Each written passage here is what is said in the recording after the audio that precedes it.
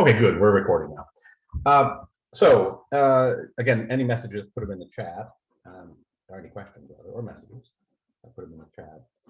So today is the last day we're going to do any content for the course. So when we finish today, then pretty much the full set of lectures will be completed for the course, and the set of readings also will be complete. I think they already are, but I want to check them over one last time. So then you'll have a kind of a good scope as to what the exam would be over. So the exam would be over in anything covered in the lectures plus the readings. I'll say more about that when we have the review meeting next week, which we're going to aim to do live. In fact, when we do that next week. I'll go over kind of more for the exam. Now later on today, I'm going to post some old exams to kind of give you guys some problems. And then we can actually work some of those problems when we meet in person. So today, what I want to do actually now is I want to kind of finish up SQL, to a large degree. I think that we've left out a bunch of things about SQL that I think it would be good to complete, so that you'd have a full kind of scope of what the extent of SQL is. So one of the things that SQL has, so we're going to cover that at first, and then we're going to dip in a little bit on security. I'm not sure if we're going to need the full 2 hours today, but we'll talk a little bit about security and some of the interesting aspects of that in SQL. And then I'll probably just then at the very end, maybe kind of have a stream of consciousness like discussion about some of the other things that will be covered in the advanced course. So there's a course that is always held in the fall, and it has I invite everybody, of course. I mean, everybody who's taken this course and passes this course is by definition qualified to take that course, and that course will really move into more kind of modern stuff. And in fact, the cloud stuff that I was talking about, maybe presenting today, that actually is probably better for that course. So I'll just kind of go through like a little bit of a rundown of what further SQL you would learn in that course. Okay, so the thing is that to keep in mind here is that SQL has the ability. I mean, we've been mostly looking at kind of the insert, update, delete, and select queries. So your basic read and write queries, and some recursion stuff as well. And we look at views. But SQL actually has within it, it has a full programming language. So it has a full Turing complete programming language where you can actually, for the most part, that gets dealt with by defining functions. So this actually was pioneered mostly, I think, by Oracle Corporation with PLSQL, and PostgreSQL has adopted a very similar language. Which is called PGSQL. So, this relates to the whole issue of server-side programming. So this is very much used in large organizations. So let's just think about like why this is such a good thing. So take for instance, let's say, in fact, I'm almost certain they're using it, Skatteverket, but of course they run Oracle, not PostgreSQL. But like the tax tables and some of the basic tax functions, right? When they're calculating tax, when they're processing people's tax returns, those don't make any sense. I mean, how would you want to implement that? Let's say that we had something that what it does, it takes in like, it does a calculation where it will, based on what commune you live in, it will apply a percentage to the to calculate your tax. Maybe your adjusted gross income goes into that formula to kind of calculate a tax. Now, if you have three options about how you're going to implement that kind of function. You can implement it like somebody working at Skatteverket can have that implemented as a client-side browser function, and that's a horrible idea because if it changes in any way, you're going to have to make it change. I mean, the worst case is they would actually download like a plugin that would have that function built within that plugin.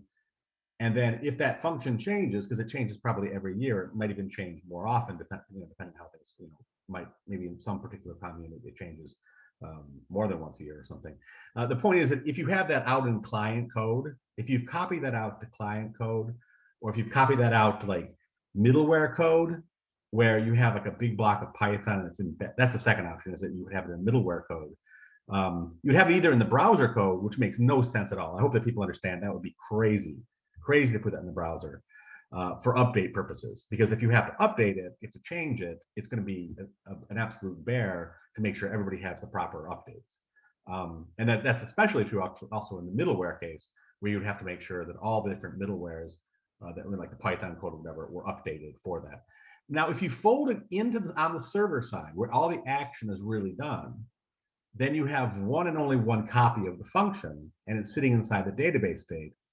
And moreover, it's very close to where the calculation happens. So if it's something more complicated than, say, calculating the tax, the tax rate or something, if it's a more computationally intensive or data intensive, especially data intensive operation, where it's, say, it's going to sum over all the different purchases, et cetera, or something or other. And it's going to calculate kind of like, it's really going to kind of calculate, it's going to look at all your transactions, and it's going to take a little bit of piece from every single transaction. And that'll be a very data intensive operation. The last thing you want to do is like push all that data out to some middleware or some browser, have the calculation done there, and then send back the result. That would be crazy. And the reason why that'd be crazy is because you're dealing with, I mean, in the network environment, it's the data latency issues that are most of the problem. So as you send stuff out, network is more of a bottleneck than doing the calculation on a central processor, right? So so there are a lot of good performance reasons also to have functions, to be able to define arbitrary functions within the database itself, right? What more can be said about that? So a lot of things, you'd be surprised, a lot of things do get calculated on the server side. So for instance, let's say that you were like trying to implement Netflix, right? And you know how Netflix has that carousel where it's like based on your earlier, what you've watched, it'll put different films into the carousel, all right, based on your interest. Okay, there's might be one part of the carousel that says, because you watched The Godfather, maybe you're interested in this other film or something like that. So a lot of times those carousel type operations are also being done as a server side function. Because what you can do is very, very nice. You can just kind of do that. It's a very data intensive calculation. You do that on the server side, and then you just kind of return that as JSON. Because again, I mean, I hope you guys all know that in PostgreSQL you can return JSON, right? You can return. You can apply when you write a special function or special process, a function, you can have it so that it returns JSON objects.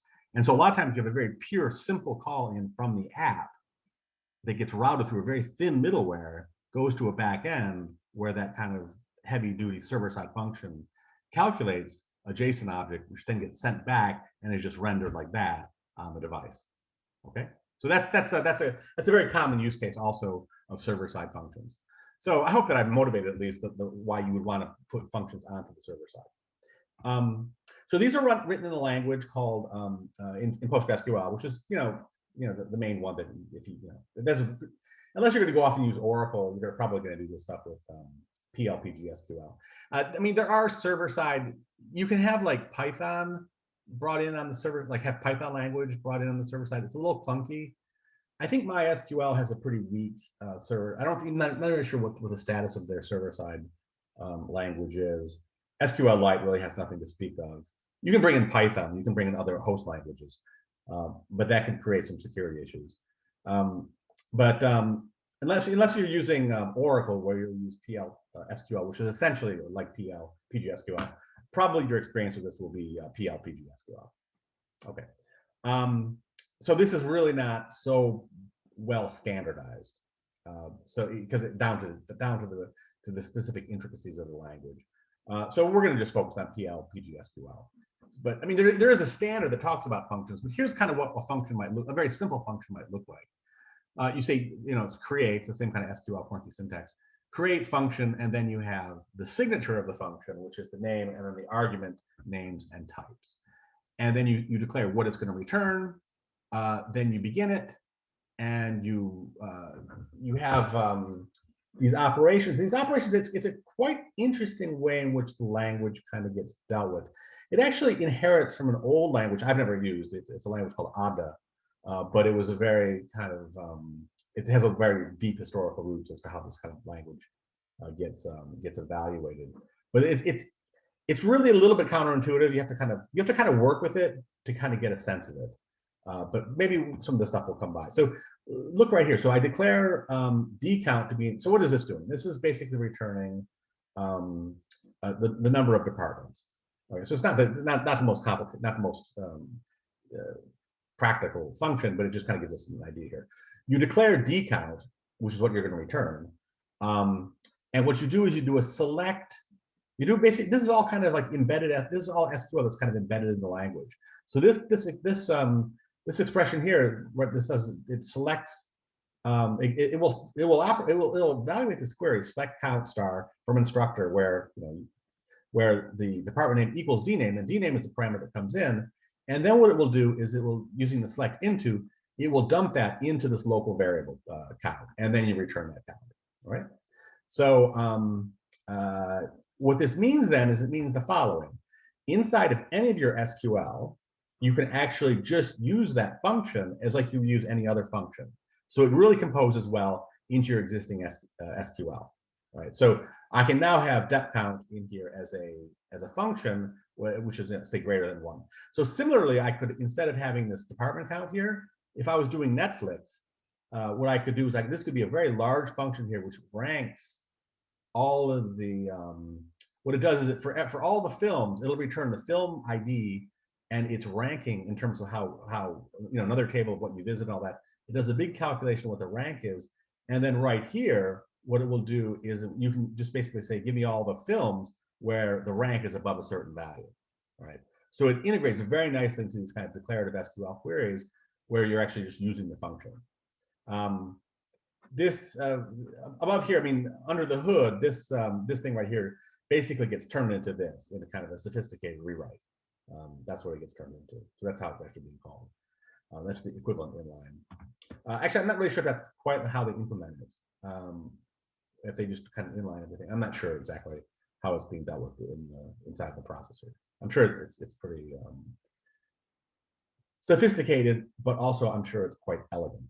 So they've thought about these things quite a bit. So now in PLPG SQL, which I know is kind of a lot to say, PLPG SQL, but I think maybe what people say PLSQL. I think people working in just Postgres, when they say PLSQL, and I didn't say PLPG SQL. It's just, you have to used to be able to say that. It's got a little bit of a strange syntax with this quoting here. This double dollar signs is like a fancy type of quote. So it's got its own kind of way that it integrates into PostgreSQL's processor. And it's just something you have to live with. But it's not that hard to kind of deal with. It's just that you just have to know that everything has to be, you say to create, you basically have this syntax here, and then you have to know when you get to the body of the function, you're going to have to close it off in dollar signs there. And then you'll see the language, and in this case, the language actually is SQL, but it's usually going to be PLPG SQL. All right. So, yeah. So normally you'll always have create or replace because okay. So SQL functions allow for the, so this is really, really sophisticated here.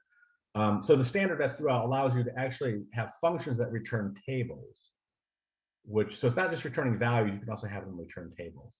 And this gets used quite a bit. So a lot of times what you'll have is, probably in that Netflix example, you'll return a table that will kind of generate for a given user that comes in. It'll generate like this, it's almost like a temporary table that's used by other functions. It'll generate a table that gets filled with like the first 100 films that person might be interested in to populate the carousel. Okay, so that's the kind of thing that would be useful for. So again, it's exactly a table, and so anywhere you see a table, you could actually have a function that returns a table in standard SQL. Okay. All right, so this is how you do it in PostgreSQL. This is that example inside of PostgreSQL. Okay,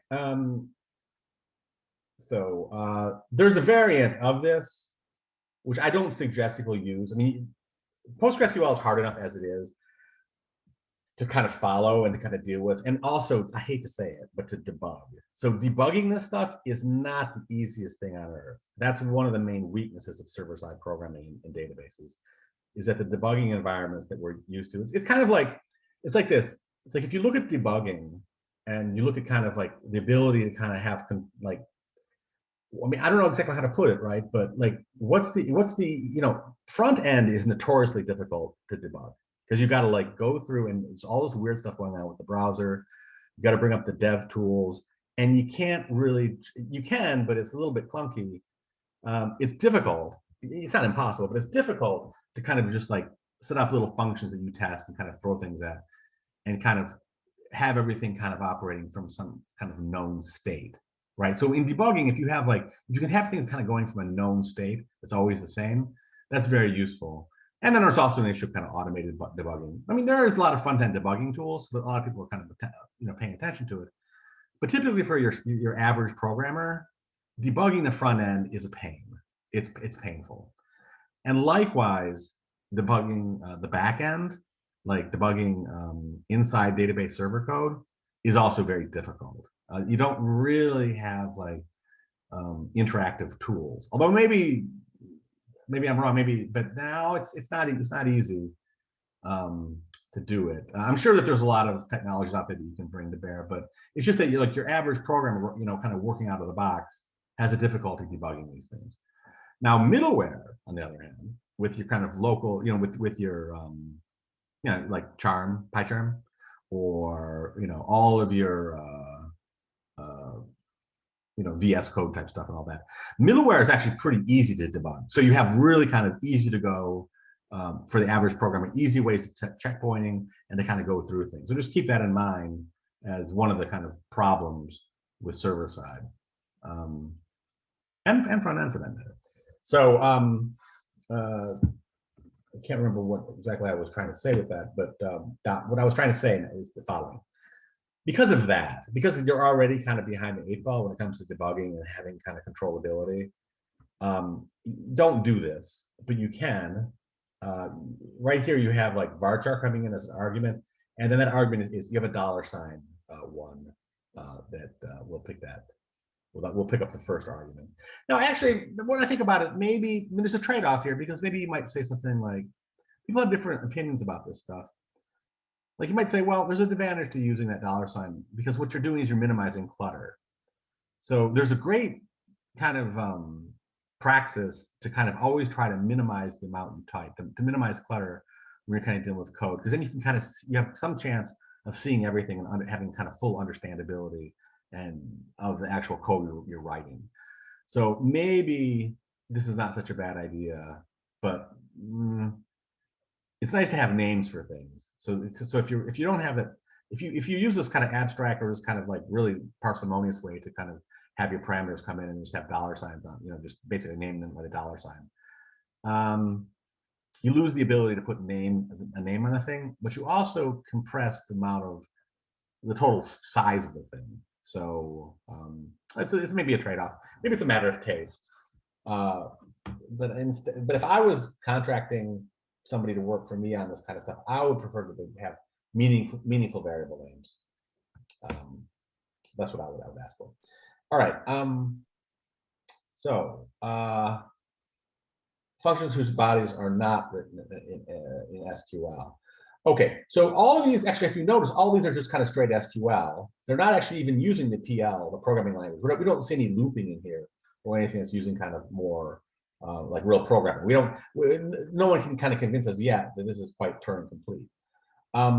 So that's what we step up to now is the idea of using what are kind of in the SQL standard, what are called persistent stored modules, or kind of stored procedures. You'll hear that is a name. So stored programs. So I think sometimes I try to kind of inspire by talking about the matrix. The matrix. So I mean, there's a kind of the famous thing in computer science in general, that is that programs equal data, right? So all of your programming is actually just all the code you write is actually just data. So why don't you just say that everything's data, and then we can actually like be retrieving things from the database and then executing them, right? So it gives you a lot more. It's kind of an abstract way of looking at it, kind of becoming more. The data is equal to programs, so we're just storing data, but some of those things are programs, just like the lockmaker was in the Matrix or something, right? You know, or the Merovingian was in the Matrix. The Merovingian was just a big piece of data, but then when you execute him, he does stuff. Okay, so that's kind of the notion of the stored procedure, or the idea that we're actually inside this giant database that represents the matrix. We also have programs that are kind of running with it. And then in principle, you could actually start composing them. You can do, God only knows, right? Okay, so stored procedures is kind of that persistent stored modules or stored procedures is kind of what they're known by. So so then this is looking a lot like what we had before with the same kind of thing where we're creating a function, but noticing here we're starting now to have a little bit of logic in here about what the program is doing. And in fact, you can make recursive calls, and then moreover, what you can do, and we'll see an example of that coming up in a sec. You can have loops. You have the full construct of a programming language. So inside of PostgreSQL, what you do is you say language is, instead of SQL, you say PL/PG/SQL. And that means that it's going to be this kind of full complement of these additional constructs that are added to make it a full programming language. But it's very similar to the way we were just creating functions that were just pure SQL functions a second ago. It's very similar, but and that's why actually when it comes down to it, I never actually do that. I always make the thing just be PL/PG/SQL, because I never do. When I create functions like this, I'll never ever have it where I just have SQL as a language. I'll always have it because I'm creating a function, so I always just assume it's going to be PL/PG/SQL. Okay. So it's a good language once you know it. It's kind of fun, actually. It's kind of a nice language, but it can be hard. It can be a bear, like that.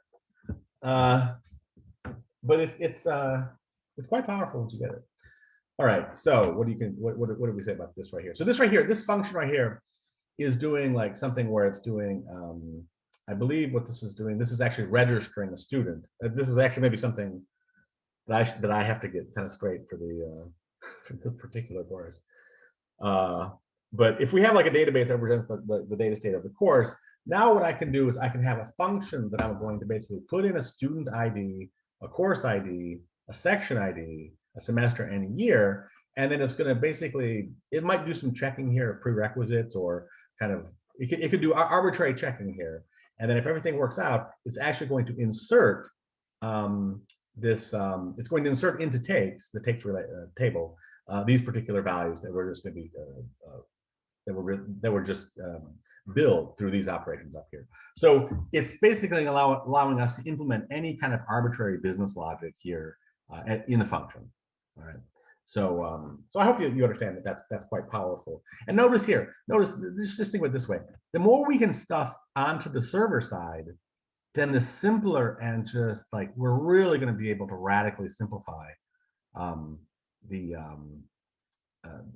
there's a lot of advantages. Let's just try to think some of them through. I mean, I guess because for purposes of time, if we had more time right now, I would employ the Socratic method, and I would ask for you guys to suggest what are some of the advantages here. But let me tell you what one of the advantages is, and it relates to what we talked about last time. All right. This function here can run within a transaction. All right. Now, let's say hypothetically we have two choices. Let's say we have a complicated function. We're going to add a student. We're going to not only are we going to add them to the course, we're also going to book them like computer time for that course. We're going to do a whole bunch of operations over all of their records as we add them into a course. All right. Now, if we do that on the client side, not only do we have to dick around with all this JavaScript code and all this kind of like, working out the logic on that side, right? And then talking to the database and then getting information back. We're going to have to pack that. If we're not careful, we're going to have to pack that whole thing in a begin transaction, and then do all your work, and then end transaction, because we're changing other tables, and this could wind up being extremely hairy as a problem.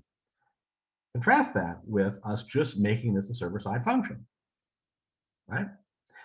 You put as much as possible on the server side, Now, certain things you don't want to put on the server side. I mean, it's always, again, a matter of architecting it out. But there's a big advantage in terms of letting the transaction processing happening on the server side with just like calling these functions, and then the function either runs to completion atomically or it doesn't, right? That's that would be like maybe an advantage. Now, for the transaction example we're using, where the person was deciding what seat they want to book, that is a human interactive transaction. You can't just pack it all of it into just one function. So there are, obviously there are limits of this, but there's a lot to be said for server side. So I'm trying to make the case here for server side. Okay.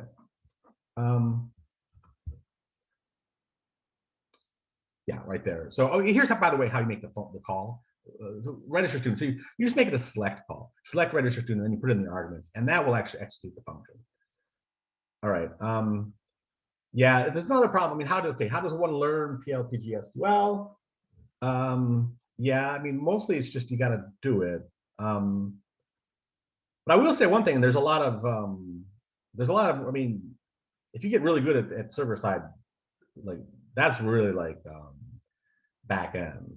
That server side kind of SQL. Like if you get really good at this stuff,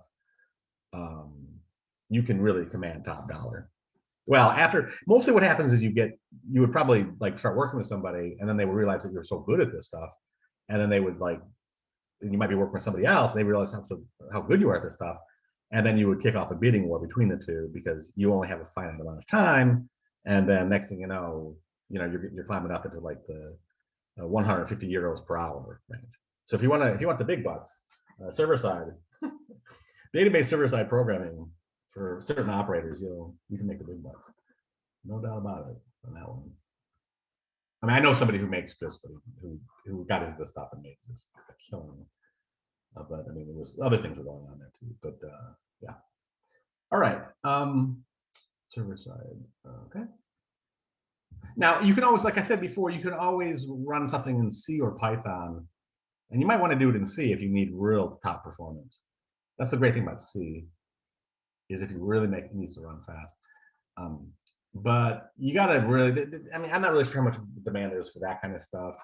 And also, like this kind of stuff, these are untrusted languages, so they're not really fully integrated into the execution environment. So you probably will have holes in it, and so you're kind of maybe asking for some trouble. There are we'll come to privileges later, and we'll talk a little bit about maybe. Well, you got to have special privileges have to be granted to be able to allow you to do this because it's a risk. You get those privileges, but then still it's a risk. So yeah. All right. So now we come to something that's really this is something that answers kind of two questions for us. So we're entering into the area of what's called active databases or triggers. So what this means is that the database. So notice so far we have functions, we have SQL statements, we have the client side. So it's everything's being initiated on the client side, and you could have like cron jobs set up, or what's the modern version of cron? There's I'm not sure if anybody's used a tool called what is it called? The Airframe. I just had it in my head, but then I got it confused with Airtable. Airframe, I think, it's by I think it's Apache's. It's kind of the modern cron. Airframe. I think it's Airframe. Well, but the issue is this. Let me just tell you what a trigger is. A trigger is like basically when you update to the database. So you update the database, you insert, update, or delete something in the database. You actually change something. Then what a trigger is, it's a way to have that event trigger function calls or trigger further actions in the database, usually function calls. So if you were like, let's say for instance that you really took the server side kind of approach to heart, and you were basically designing a database that was going to control a nuclear reactor.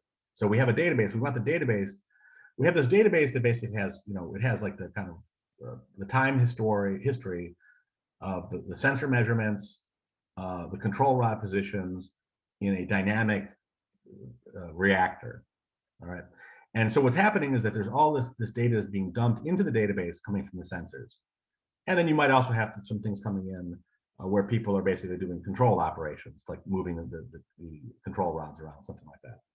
Now, it might be that what you want to do, if certain things happen, you want to have certain actuators. So you want to sound an alarm, for instance, or you want to do an automatic procedure that kind of pulls the control rods back or something. So what this means is it means that you're waiting there, you're an active database. So you're controlling all this within the database. So as the sensor information comes in, then you automatically instantiate other actions or other function calls, which result in the actions, based on the data coming in. So this gets modeled as what's called an ECA rule, where the E stands for the event, the C stands for the condition, and the A stands for the action. So in the nuclear reactor case, it might be something like this. What I want is if the temperature, or even if the average temperature, let's make it a little more sophisticated. Let's say if the average temperature over the last 15 minutes of the water in one particular vessel is above a certain amount, then I want two things to happen. I want an action where an alarm gets sounded, and also an action where the control rod is pulled back 10 centimeters or something like that. Okay, so the event in this case are inserts. So every time an insert goes in where we have a new temperature reading in that vessel, that's the event of an insert of new temperature reading at this particular time, right? Maybe half a second later, we'll get another one. So these events are always coming in. The condition is that is the temperature in that vessel, has it been over, is it over a certain amount if you average over the last 10 minutes? So that query is being evaluated on every insert event. Okay, if that condition winds up being true, then you're going to execute a function that's going to, the action is going to be two actions. You're going to execute one function that's going to sound an alarm, and another one that's going to cause the control rod to be retracted. I mean, at one point you have to integrate this in with the actual devices, but you could model that with putting those commands in as inside of a table as well. So that's kind of like maybe the kind of dramatic dramatic picture of what an active database could be. So again, you have ECA rules, event, and events are basically inserts, updates, or deletes. Those are the only events. Well, actually, that's not true. I'm sorry. Select can also be an event as well. And in fact, select is an interesting one. So you can have triggers on people selecting stuff. So if you wanted to like spy on people and see what queries they're asking over the database, you would do that by having a trigger on select, on the event select over that particular table, right? And then you would record what they were asking or whatever else it might be. Right? Okay, so these idea of triggers, this idea of triggers, it's kind of okay. There's that kind of more glamorous kind of idea of it kind of controlling a reactor or something, but then triggers also have kind of a much more kind of they serve a much more basic function, and a function that maybe you guys have been scratching your head about and wondering, Michael's kind of left something out of this course. We talked about 3NF, and we talked about it's being dependency preserving in these cases, in certain cases. For instance, we had the AB goes to C and C goes to B, right? That's in 3NF, but you can't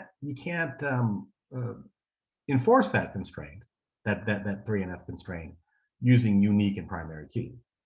So, well, how would you actually enforce it? You would enforce it using triggers, right? So this kind of if people had that kind of as a lingering question in their mind about, well, how would we go about doing that? The answer is triggers. Okay, so triggers can serve that more kind of prosaic or basic role. Okay, so let's just look at this right here. Let's look at how the syntax works with the trigger here. So what are we doing here? We have a university schema here. where we have a time slot ID. Okay, so a time slot ID, I know that they actually do this here. We have, I don't know what ID we have, but we have some ID for this course, which basically corresponds to, well, we know one thing about the ID that we have in this course, through our time slot, and we know that's basically covering Monday morning and Thursday morning, right?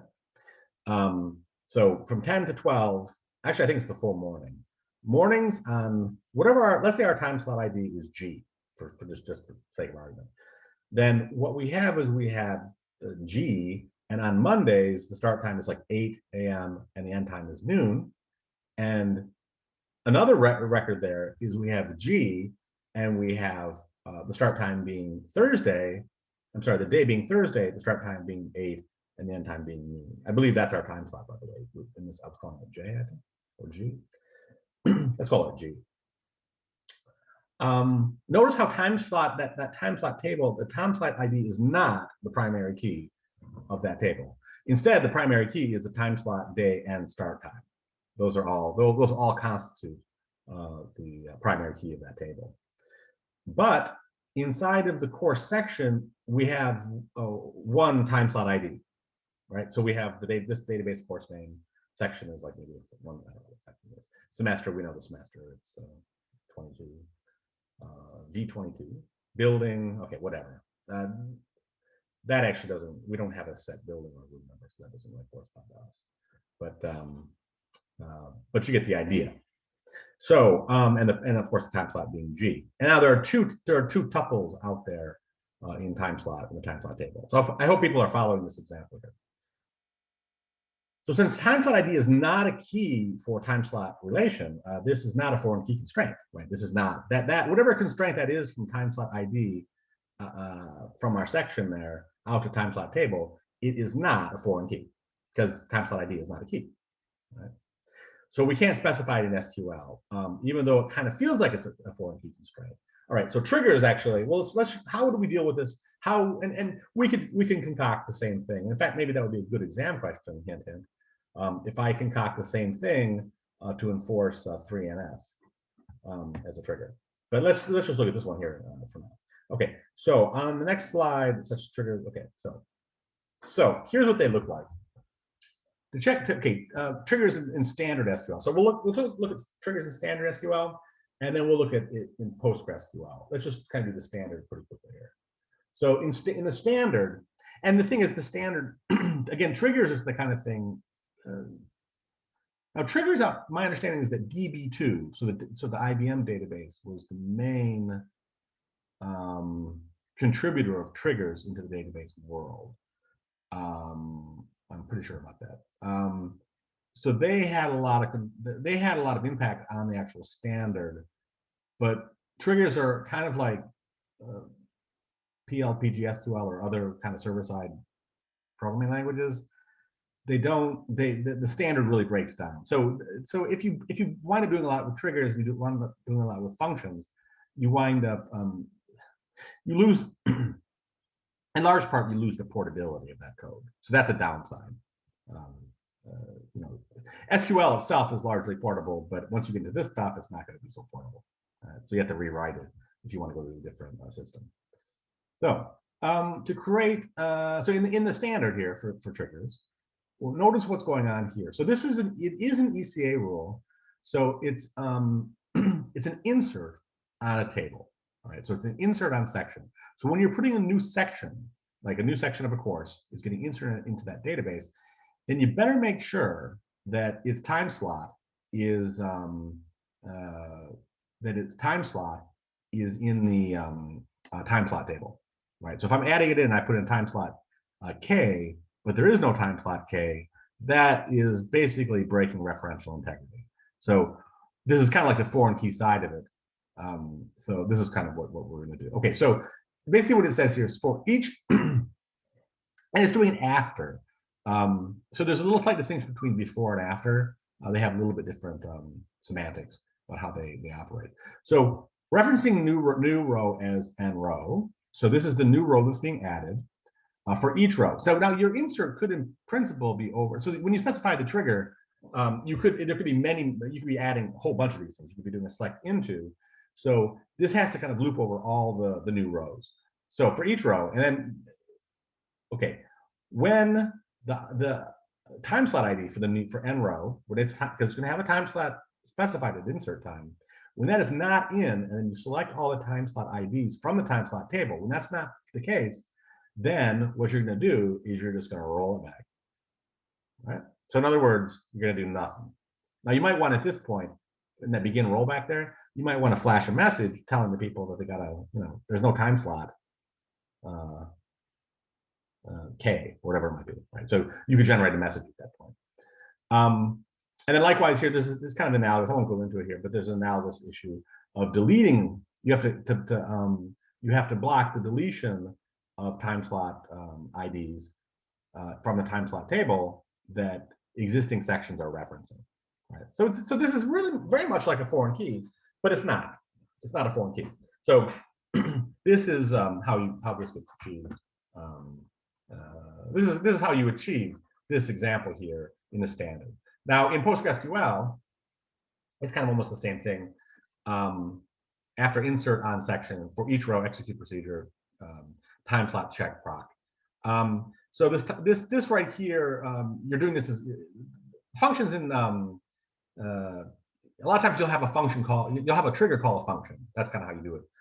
You implement things in PostgreSQL. So in this case here, if the new time slot is not, so you have new. So this new here, so time slot, okay, it returns a trigger here. So this kind of is integrating in here with the function. Create trigger on, okay, and then it's what this is doing here for each row. It's going to do this function here where it's going to return the trigger here. And the trigger itself is, so it's a little bit clunky syntax here, but if the new time slot ID, oh, and by the way, I won't be quizzing you guys on the exact syntax of this stuff. I'll make it so that it's kind of, I'm not going to expect that you guys have this in your heads for the exam, but we'll talk about a little bit about that. We'll talk about the exam next time. And by the way, I'm just going to go here and go over a little bit, and then we're going to take a break, and we're going to we'll probably go like 10 minutes into the hour. I mean, however long it takes for me to finish this off, so that I can kind of logically structure this. The idea here then is if it is not in that, then raise the exception here. Okay, raise the exception so that you report the answer, and then return null. So basically, this will not execute the this trigger here. When this gets executed, will basically what it's doing is basically let's see here. If it returns null, I'm sorry, raising the exception here, that will basically make it so that it's doing this after the insert, but that's not after it's not committed. So the insert went in. And then this thing, if it kind of got trapped down into here, what it will do then is it's going to basically roll back the transaction, because this transaction will fail because this was reached, because it was an exception. All right. So that's effectively mandates a rollback. And this is kind of an analogous one for the deletion the time slot. All right. So again, because you can just kind of put arbitrary SQL code in there, what you can do here, in the standard, it's kind of nicer because everything's kind of blocked together. So what is this? Okay, in this trigger, the number of credits is updated when the student passes a new course. It does not handle a corresponding situation with the number of credits for the, okay. So this just has to do with like when you're putting stuff into, right? The thing is, this is an update. So the other one was an insert or delete rather. Delete, we have insert. So insert, remember, inserts are just kind of plopping down a fresh tuple. Deletes are removing a stale tuple or getting rid of something. But updates kind of have a special kind of notion because you have both the old tuple that's being updated and then the new tuple or the new row, old row, new row that's being updated. So the syntax is a little bit more involved here, where you have two variables essentially for new and old, and then you can kind of do things correspondingly. This right here has to just do with like giving them the credits when they pass. And this is the same thing in PostgreSQL. And notice again how the trigger is the function is a function that returns a quote trigger is how this gets implemented in PostgreSQL. PostgreSQL, just to kind of to have people understand this, PostgreSQL has something called rules, which are now I think that they're getting rid of that. So PostgreSQL had like a little bit of a funny distinction for many versions. I'm not really sure what the status is now, but this is this creation of a trigger. This is kind of the suggested way though. All right, let's see. Yeah, this is okay. So good. So that pretty much covers like the notion of functions inside of SQL and triggers to make a database active. One last thing I just want to mention here, and I just want to show a loop construct to show how these things work. So we've talked about recursion, doing recursion in PostgreSQL. So for instance, like finding the reachable. I mean, you use recursion for a lot of stuff. You find like reachability in a graph, or reachability in terms of like propagation of constraints, reachability in terms of like bill of goods, which is something like saying does anything in this product. So I have a table that represents the part of relation of manufactured goods, and I ask something like, okay, does this contain any good that was that came from Singapore? Okay, and so what it would do is that's actually a use of recursion, because you don't know how, because I might have a car, the car has a wheel or tire, the tire has a rim, the rim has a little widget in there, and that widget was made from the widget has a little kind of quark thing, little piece that kind of hangs off of it, which was manufactured in Singapore. And we don't know how deep it would go. So when I say, is there anything in this car that was made in Singapore, then it has to kind of go arbitrarily deep in that part of relation. So that's an example of recursion as well. The thing is that when you talk about like really kind of like big time databases, like big, like, and I know that yeah, I mean this is practical. This happens a lot. You have the notion of you want to use recursion, but it's just too big. It grinds to a halt. It's too much. So what you need to do then is you want to do something where you're actually going to kind of calculate the recursion in some temporary tables. It's kind of like a materialized view, but you're gonna, I mean, you can do it in materialized view as well, but a lot of times you'll just kind of grind out the full recursion as an offline process using something like PLPGSQL. And this is just an example of how you would do that in PLPGSQL, where you're doing kind of looping here. So of course, in real world kind of cases, it gets much more complicated and all that. But a lot of times with databases, I mean, if you run into performance issues, I mean, you should always ask yourself, oh, this recursion, it's taking forever. I mean, really, it's taking forever. It's taking, like, or it's just a ridiculous amount of time. So the question is always to ask yourself is that, well, can I pre-compute things? Can I pre-compute these answers and then stuff them in the temporary table? And then sure, maybe I'll update that table at 3 o'clock in the morning, but at least for all the questions that people are going to ask over the day, I can get fast performance. So I know like something like security, something like vulnerability reasoning over like software. That's a candidate for this kind of thing, right? Where you have like inside of my software, down deep, like 7 levels deep in these packages and kind of what's in there there's like, what was the thing that was recently there was a big security hole. It was affecting Java. Can somebody put that in the chat? What was the security hole that was affecting Java? It was what was it? Once I saw it was Java, I just laughed and thought, oh, it's other people's problems. It just happened like about 2 or 3 months ago. It made I think it made the main line. Yeah, exactly. Log4j. So let's say that log for j is down there deep, and you got some log for j. You're using a package that's using a package that's using a package. They're down deep under the hood is using log for j. Well, I shouldn't laugh. Although, well, anyways, my general default behavior is to laugh. So it might be that you recalculate all the vulnerabilities every day, but then you want to ask something like, is my software vulnerable? No, that would require the kind of recursive. Let's see, what else? I mean, there's a lot of things that can require recursive reason. But I guess the point I'm trying to say here is that you can think of it recursively, and then you can try to implement it using kind of the with recursive inside of PostgreSQL, and then you could basically say, this is not going to work. And then you could say, but if at 3 o'clock in the morning, I can just grind out the full relation. And sure, it'll be a big table, but who cares? Big table, I mean, that's my God, this table is like, 70 gigabytes. That's chump change. That's chicken feed. So who cares? That's nothing. Well, okay.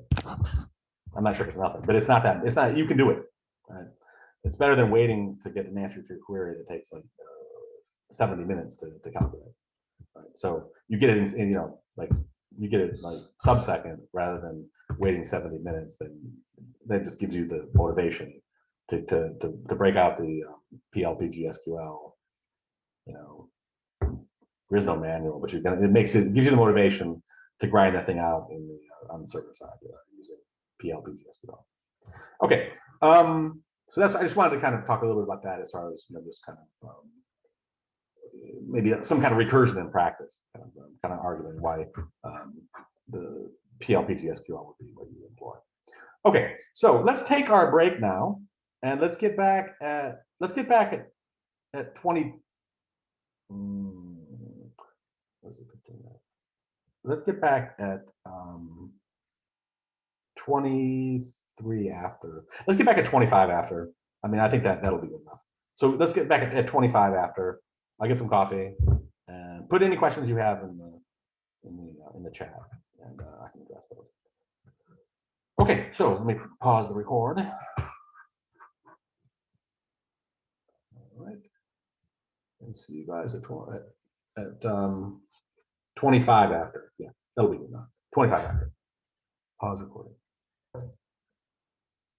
Okay, so now we're going to cover the last bit of content here, and it has to do with authorization. So the idea here, I mean, it's kind of like you're going to have multiple users. This is kind of well, I mean, is it related to transactions? No, relates to different types of users, different types of roles. Which is kind of a generalization of users and groups. So roles are a bit more flexible, but there's kind of an intricate kind of relationship between those, which is it can be a little perplexing. But the idea here then is that basically what we have is we have the notion of well, we have the notion of super users, right? It's kind of similar to operating systems and file systems, but we have the notion of the super users, and then we have the notion of the different users of the database. And those users, we'll see, kind of get become at the level of PostgreSQL. You usually, I mean, you can say create user, but you can also say create role, and then you can set the role or set the user. But roles are a little more general than users. But and then there's also groups, which are users are members of groups, and those groups have then sets of privileges that are associated with them. But hopefully we'll get this kind of cleared up. And that I think I've kind of started out on a little bit confusing basis there, but we'll try to keep it as simple as possible here. So the idea in general security, or authorization rather, so this is kind of who has the rights to do what, to what. So it's kind of like there are different actions. So typically, in file systems, you have read, write, and execute. Those are the actions that you can take over a file, say on Linux or something. And then we also have then the notion of the owner of the object, and this will translate over into SQL authorization in an analogous way. So usually, strictly speaking, when you create something, you're the owner, okay, and then you can, of course, you can change the ownership of stuff, but generally it's the one who creates it maintains the ownership of the object, and then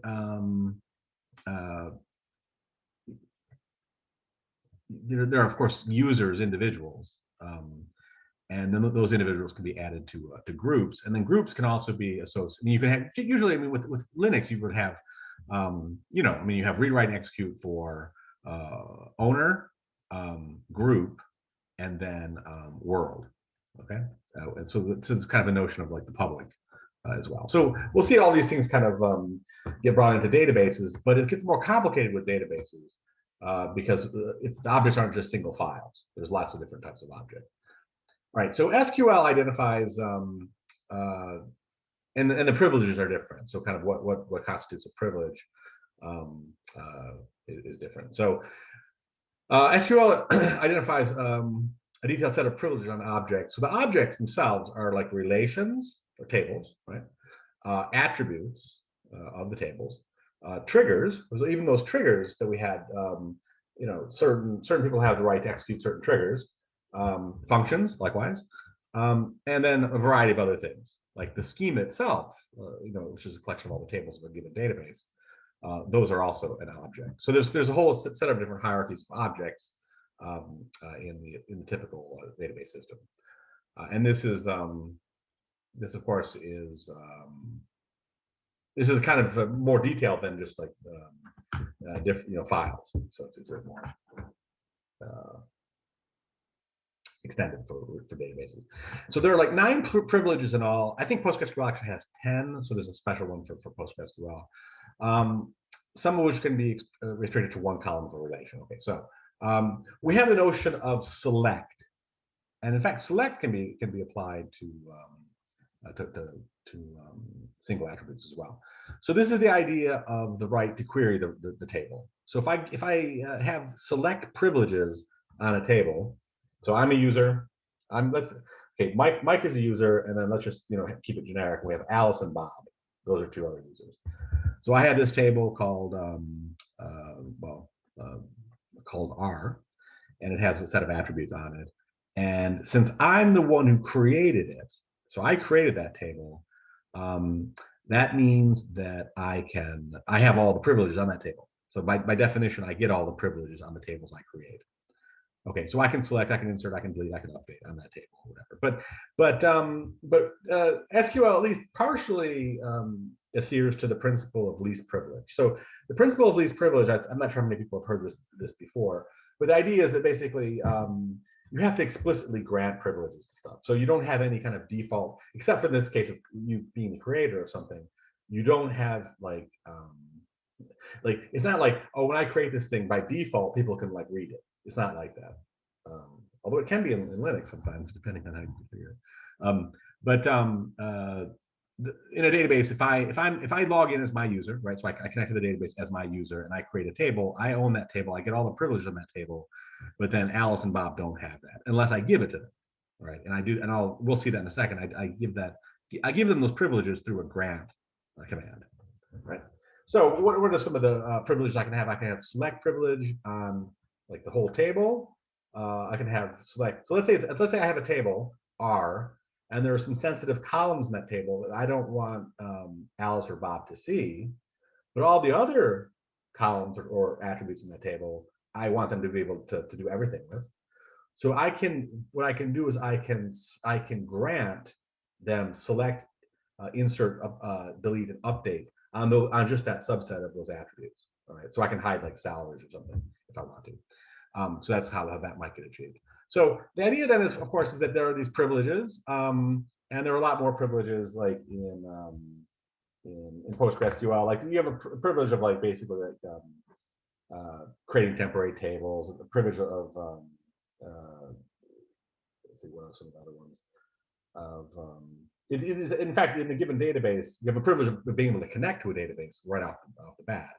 So not everybody can connect to a certain database, and you have like maybe the privilege to create tables in that database, etc. So you have I mean, this right here was just a simple example of some of the privileges, kind of the standard privileges, but there are other ones as well. So, okay, so in this case here right now, if we want to insert into beers, and I'm going to select from cells where the beer name is not, where the name in cells does not exist in beers.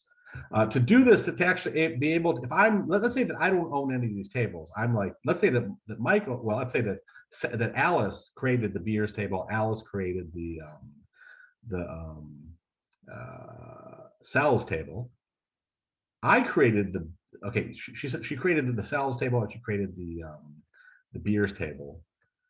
And I want to execute this query here. That means that I will need to have select privileges on cells and insert privileges on beers, or just the beer name attribute. Okay, so I will have, for me to be able to execute this query, or for me to execute a function that uses that essentially does this query here, I need to be given the privileges by Alice to select on cells and insert into beers or beer name. All right. Okay, so a user then is now, we tend to say the user, we've heard from it as an authorization ID. So it's typically their name. So yeah, in this case, Alice, Bob, and Mike. There's another one, the kind of special ones, public, for instance. Public is a it kind of corresponds to world. So if I grant select, if I can grant select on my table R to public, then means that anybody can select from it. All right, it doesn't matter who, all users can select from it. As we'll see, there's a special kind of operation. So we have users, it's the notion of users in PostgreSQL, and then there's a special group that's called super user. I believe it's called super user. In fact, I should check that out. Gosh, I mean, I've granted it. What is it? I mean, I've done it. I have it in the script. So, root, is it root? It might be root. Or, well, you know that there's one user in PostgreSQL which is always there called Postgres. Then there's root. I think it's superadmin. I think you grant superadmin privileges, or is it a privilege? It's not a privilege. Basically, it's a group. I believe you call it basically a group. If you're a superadmin, that means you can do anything. But there's some other kind of intricacies that surround this in PostgreSQL. But anyways, the idea that we have public, and so I can grant privilege to everybody if I just use public as a special user ID, authorization ID, or user ID. Now, what's kind of interesting about authorization in SQL is you have this kind of special kind of way that you can do is I can grant privileges, and then I can also grant them with the ability for you for the other user to further grant them. So I could say the following. Let's say, for instance, I was running a company, and there was a manager, Alice, and she had a lot of people underneath her. And I said, well, okay, here, Alice, I'll grant you all. So there's a special keyword, all. Okay, I'll grant you all the privileges on this table R that I just created. And not only that, I'll also give it to you with the ability for you to grant those privileges further to your subordinates, or actually to anybody you want. You can further grant this privilege. So the way this gets done is in these grant statements. So this is the syntax of those. So it's like grant a list of privileges, and then on an object. So that could be a relation. It could be a database. It could be lots of different potential objects, targets can be a trigger. 2, a list of authorization IDs. All right. So this could be like to public, it could be to Bob, it could be to whoever. All right. And if you want the recipient to be able to further do that, like in this Alice example, then you further specify with grant options. So let's see if we have an example here. So this might, Alice might actually have granted me this, because remember, Alice owns the cells. She created the cells table, or actually Sally. I'm not Sally, but let's say there's a Sally here. So the owner of cells, let's say it's Alice, can type the following. She can log into PostgreSQL, right? So she's logging in as her user. So it's set to her user. And then she types in grant select and the update on price on the table cells to Sally. Now Sally has been granted that privilege on the cells table, right? So it's that simple, that people log into the database engine, or they log into the database, and they issue these grant commands to give authorization. Right. Now, I mean, of course, they'll be doing this a lot of times through a UI tool, but you get the idea. All right. So if she does it with grant option, so this one here was without grant option, but if she did it with grant option, now Sally can also further give this privilege away at that point. So it can spread. The privilege can spread throughout a graph of privileges, which we'll come to. All right. So I mean, should be fairly straightforward. So now there's revocation. So now it may be that that it's been decided that no, Sally does not want to give away those privileges on the cells table. So she can revoke the exact name privilege on that object from whoever it was she gave it to. Okay. So this can also be given with the cascade keyword, which means that if, say, what was it? I'm getting ready. Okay, Alice. Okay, Sally gave it to Alice. Let's say Sally gave it to Bob, and then Bob gave it to all his subordinates. Now Sally says, "No, I'm taking it away from Bob." She does a revoke, but in the meantime, Bob had given it to a whole bunch of his subordinates. If Sally puts in the cascade argument, then everybody that Bob had given it to also loses the privilege. Right? So in a sense, it chases down all the further granting that occurred after the initial grant, and then before, of course, the revocation. Right? Restrict is a special case. What restrict does, it just will tell you, like, it'll take away the privilege if it'll chase down and see if there's anybody else who has to have the privilege revoked. Or I give you a privilege and you give that to somebody else, and then I say, all right, but I don't know if you gave it to anybody else or not, and I'm revoking it from your privilege. I'm revoking it for you. I would like to put in restrict just to make it so that I just want to revoke it from you. And 1 second.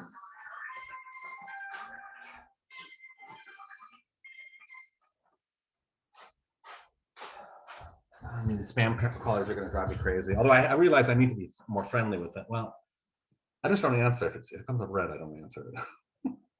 But the problem is that they've been coming up. That one didn't come up red, but I'm almost certain it was spam. So people should always email me.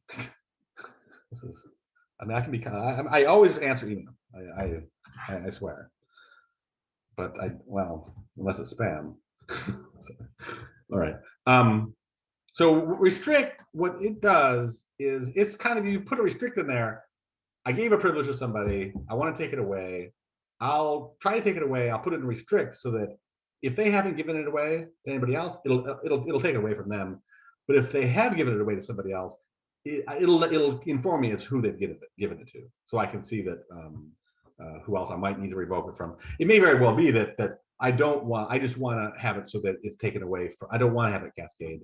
I gave it to Alice, and she gave it to all of her subordinates, but I want to now take it from Alice, but I still think it was legitimate that she gave it to her subordinates. So I would put it in a restrict, and then it would fail if she had given it to anybody. It's an easy way for me to check kind of what's happened with it. Right? Okay, now how does this really happen? like what are the semantics of this? Because we want to, you know, we'd like to have kind of some clear thinking about how this actually works. So what happens is you actually wind up drawing a diagram, and the nodes in the diagram are basically the user and the privilege, and some indication of if they're the owner or not. So let's look at an example here. So update on R, update. Okay, here's another. These are some extra notes here. So update on R and update on of A on R. So that is the attribute, just an attribute of R, and update B on R are all different nodes. Okay, so those all are wind up being distinct nodes in this graph. Likewise, select on R and select on R with grant option also are separate nodes, and we'll see. We have a notation to kind of show this or denote this. So an edge in the graph going from node X to node Y means that node X was used to grant Y. Okay, so it's kind of a path of authorization. So in the actual notation of the nodes themselves, we use the AP, where the A stands for the authorization ID. So like basically in our case here, the username. Okay, so like the A here would be like Alice, Bob, or Charlie, or Mike, and the P would be something like select on R. Okay, now we can annotate the P here with select on R star represents that they have the right now to also grant that privilege. Okay, and then double stars represents the source of the privilege. So this means that they're the owner, basically. Okay, so you know you can never take away their privilege. The owner can destroy the object, but they're always going to retain this the full rights over the object. Okay. All right. So and as of course star implies the ability to grant. Okay. So let's see if we can get an example here, maybe. So I want to see if maybe I'm going to cut forward to an example here, just before we kind of go through this. So what does this show here? What is this? I just want to go through an example because it's sometimes better to start with an example to kind of give you a sense of kind of how this is going to work. Alice owns the object with privilege P. So this could be like, let's say that Alice created the table R. So that would mean that we would have Alice, and then we would have a whole bunch of different privileges that she got from that. But one would be something like select on R. So that would be an example of that. Double starred because Alice created R. Right now, Alice gave it to Bob. The same thing, selecting on R, with the right for Bob to further grant the privilege. So this then will be Bob, and it'll be select on R and star. Right. That's what. So this edge right here represents that Bob's right to have access to R was derived from this privilege here, right? That makes a lot of sense. That's the reason why Bob can have it, because Alice decided to give it to him. Then Bob, because he had it with Grant, can then also further grant that to Charlie, right? So Charlie now can be granted with the grant option, because that was what was given to Bob. Charlie can have that now. And then what is this? This says right here that Alice can also do her own, you know, as a separate thing. Alice could have also granted to Charlie, but without grant permissions or privileges. Right. So the key point, the key issue here to remember, of course, or to kind of the reason why this is how we're representing things, and we're going to go back now to kind of the definition of how this gets laid out. But the key thing just to kind of keep in mind here is that what happens if Alice revokes this privilege to Bob? That means that it would remove this. If Alice revoked that privilege for Bob, this would be removed from the graph. And likewise, just based on, let's say she did it with Cascade, then this would also be removed as well. But note, because she explicitly gave it to Charlie, there's still a path that exists for Charlie to have select on R, and so Charlie retains that privilege.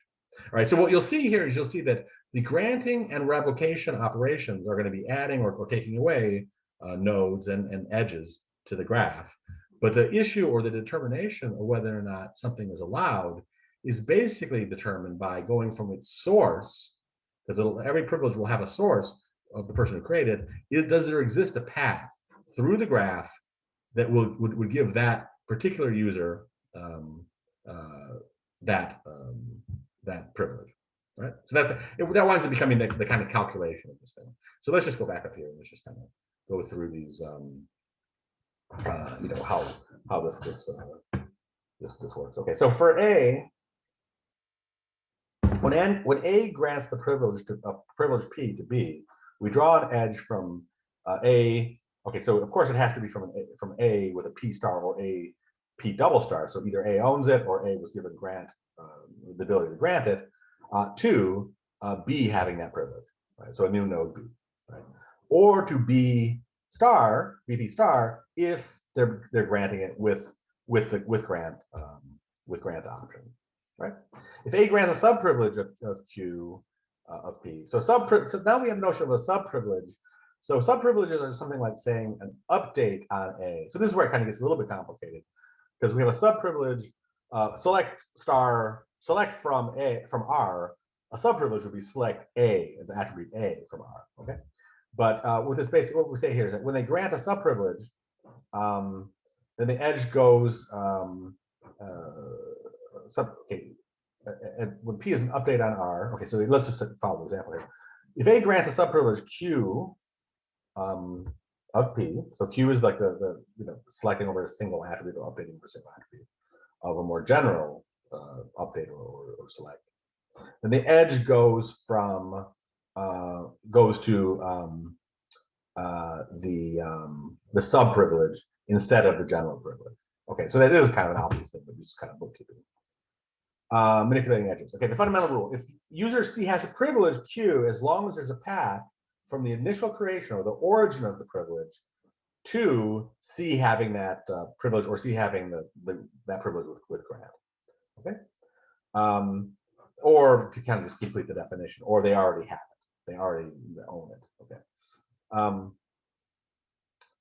If A revokes a privilege from B with a cascade, then we delete the edge from going from A P to BP. Now notice how we don't have to delete the edges recursively, because by deleting that one edge, we've cut off the path. Right? The path has been cut off. I mean, one thing might be, there might be one issue, and that would be something like this. I mean, certain people can ask a question like this. They say, well, what happens if, and we can probably try this out and see what would happen. If I have Alice and I have Bob and I have Charlie, and I grant to Alice, or I grant a privilege to Alice with grant, and then she grants that to Bob. Then I revoke that privilege to Alice. Right? Now, then neither Alice nor Bob has that privilege. But now if I I give that privilege back to Alice, then the question is, does Bob have it? So in other words, does that I'm sorry. We have Alice, we have Bob, and we have Charlie. If Alice gives the privilege with grant to Bob, Bob gives the privilege to Charlie, but then Alice takes the privilege away from Bob, then clearly neither Bob nor Charlie has the privilege. But when Alice regrants the privilege to Bob, does the old declaration of the privilege to Charlie still hold? Right? And based on this definition, the answer is yes. But I'd like to check that out, to see if that actually is. That's one of those things where I was like, I could see like a programmer kind of being a little confused by the specification and not implementing that correctly. But we would like to maybe kind of investigate whether that really holds. I hope people understand what I'm talking about there. Having revised the edges, we must check that each node has a path from Okay, yeah, that represent any node with no such path represents a revoked privilege and is deleted from the diagram. I'm sorry. So this answers that question. So the answer is that I should have, I mean, it's been a while since I've worked with stuff. So this definition here is actually makes it so that no, that the correct implementation of the standard would be that Bob would have to grant that privilege to Charlie. So my bad on that one. Okay, so this was the example we showed from before. Yeah, this is the revocation there. But I think that because Alice had given it to Charlie there, that still works. Okay. So yeah, okay, so this kind of this I do believe is fairly consistent across the implementations of SQL. But it'd be kind of fun to kind of play with this a little bit. I actually have a kind of an interesting idea. I mean, maybe this would be a good project for the advanced course. You know, the advanced course is really it's a lot more project oriented, and it deals with a lot more kind of more modern stuff and what's going on the well, there's a lot of things it deals with, but just as a quick advertisement, I mean, if you find the database course interesting, because now we're done with all the content of the database course. If you find this interesting, definitely the more the merrier, as far as I'm concerned, for 5DV187, which is, again, is kind of weird because this is 5DV202, and the advanced course has the lower digits. But I find the humor in that, so I want to keep it that way. But I mean, I think at one point they're gonna like catch on and they're gonna like update it and make it so that it follows kind of what you would think, and that is the number goes up. But one interesting project, I think this would be a really cool project. You would have a project where what you would do is you'd set up a database that had like tables that represented certain ownership. So you could do this, like, I don't want to get too much into the politics of these days, but you could have something like particular assets owned by certain world powers. All right. So I'm a world power. I own, like, let's say, an oil field, or I own a bank system, banking, or I own like a certain set of goods or whatever it might be. So we set up a security system where, okay, number one, Michael, I'm the one and only super user. I'm going to play God here. I set up all these tables, and I give these tables out, or no, all these tables are, I basically just, nobody has super users except me, but I let the different world powers, so I have users for each of the world powers, and they can define their tables, right, of their assets.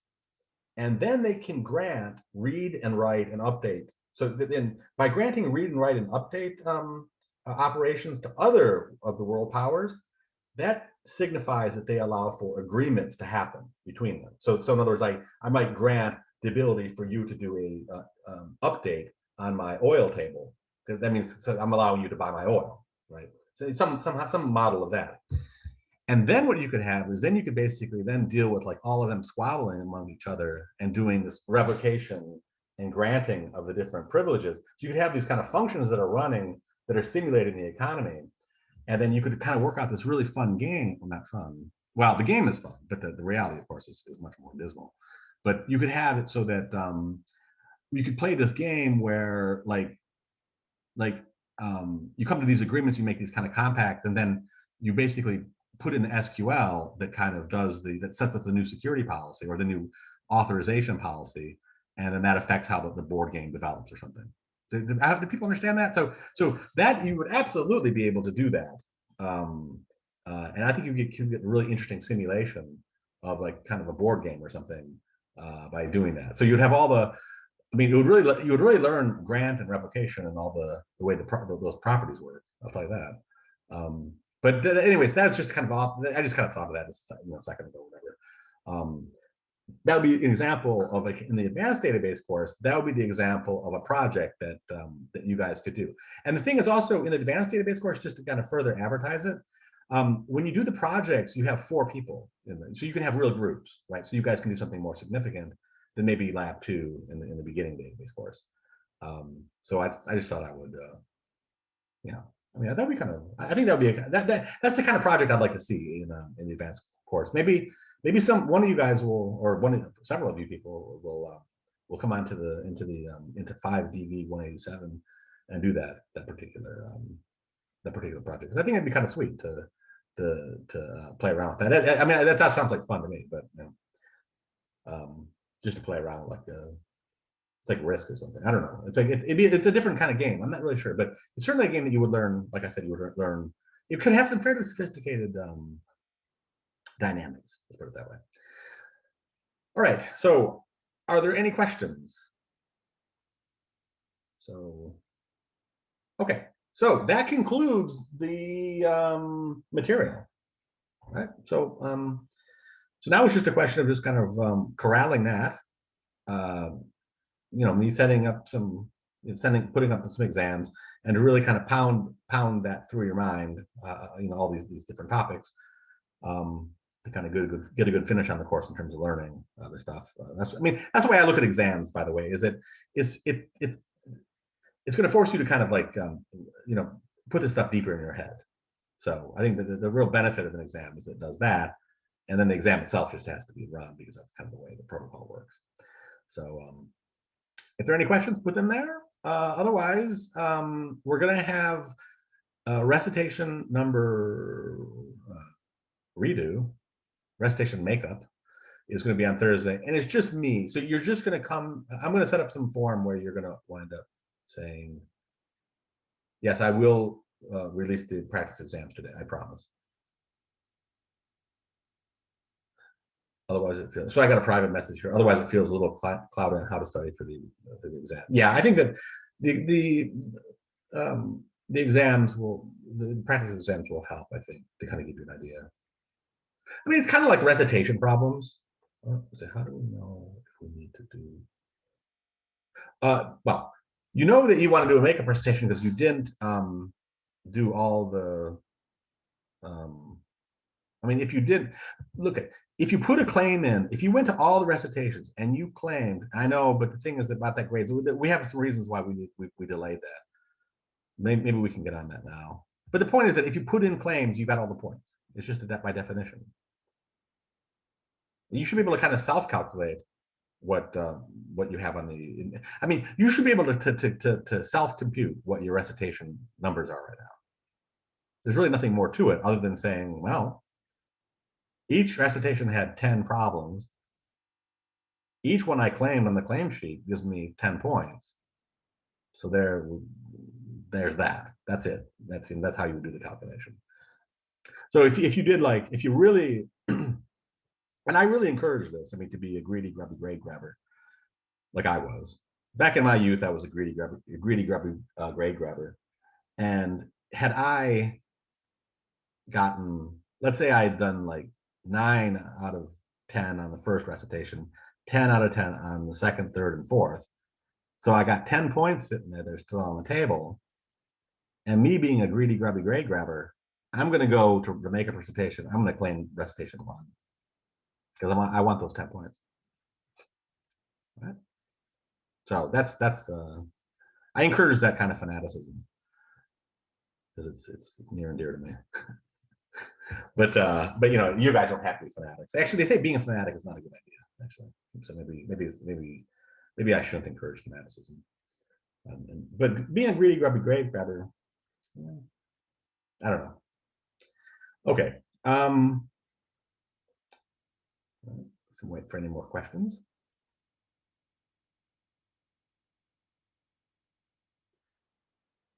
Okay, it looks like we're clear then. So okay, so I'll see some of you or many of you on Thursday. Okay.